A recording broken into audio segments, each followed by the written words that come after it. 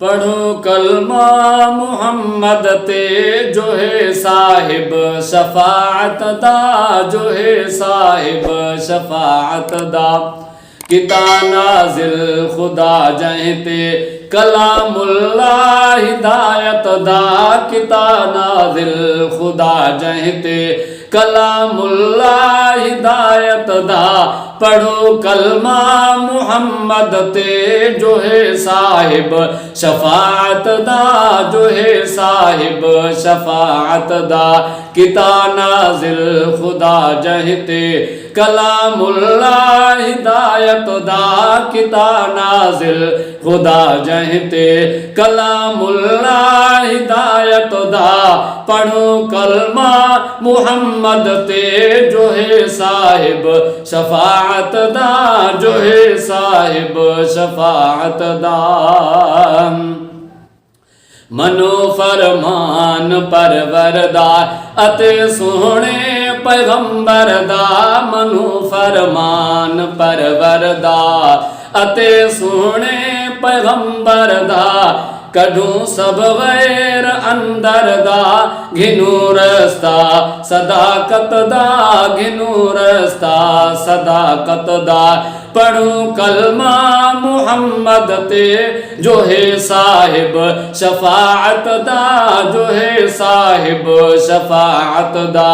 किता नाजिल खुदा जहते कलामुल्लाह हिदायत दा, किता नाजिल खुदा जहते कलामुल्लाह हिदायत दा। पढ़ो कलमा मुहम्मद ते जो है साहिब शफाअत दा, जो है साहिब शफाअत दा। निमाज़ा सब पढ़ूं हर दम, रखूं रोज़े सटूं सब कम। निमाज़ा सब पढ़ूं हर दम, रखूं रोज़े सटूं सब कम। ज़कात हज करूं यकदम, ज़कात हज करूं यकदम। जो है संभल क़ियामत दा, जो है संभल क़ियामत दा। पढ़ूं कलमा मुहम्मद ते जो है साहिब शफाअत दा, जो है साहिब शफाअत दा। किता नाजिल खुदा जहते कलामुल्लाह हिदायत दा, किता नाजिल खुदा जहते कलामुल्लाह हिदायत दा। पढ़ूं कलमा मुहम्मद ते जो है साहिब शफाअत दा, जो है साहिब शफाअत दा।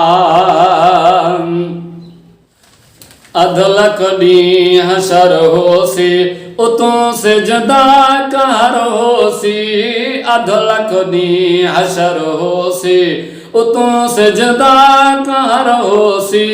उता सबकू पघर होसी, इहो हे दी हशामत दा, इहो हे दी हशामत दा। पढ़ूं कलमा मुहम्मद ते जो है साहिब शफाअत दा, जो है साहिब शफाअत दा। किता नाजिल खुदा जहते कलामुल्लाह हिदायत दा, किता नाजिल खुदा जहते कलामुल्लाह हिदायत दा। पढ़ूं कलमा मुहम्मद ते जो है साहिब शफाअत दा, जो है साहिब शफाअत दा।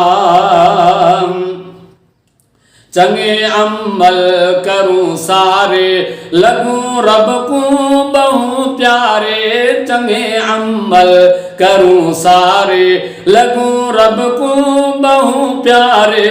बनूं हरगिज़ न बेकारे, सिखूं सबक शनाखत दा, सिखूं सबक शनाखत दा। पढ़ूं कलमा मुहम्मद ते जो है साहिब शफाअत दा, जो है साहिब शफाअत दा।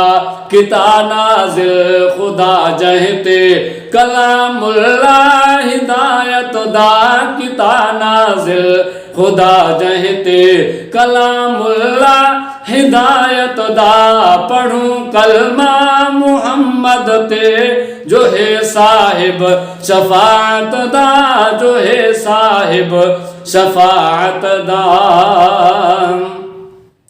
शरीयत ते रहूं पूरे करूं सम्मल सफर दूरे शरीयत ते रहूं पूरे करूं सम्मल सफर दूरे शरीयत ते रहूं पूरे करूं सम्मल सफर दूरे बिना सम्मल पसण सूरे इहो हरफे अदालत दा इहो हरफे अदालत दा पढ़ूं कलमा मुहम्मद ते जो है साहिब शफाअत दा जो है साहिब शफाअत दा किता नाजिल खुदा जहिते कलामुल्लाह हिदायत दा पढ़ूं कलमा मुहम्मद ते जो है साहिब शफाअत दा जो है साहिब शफाअत दा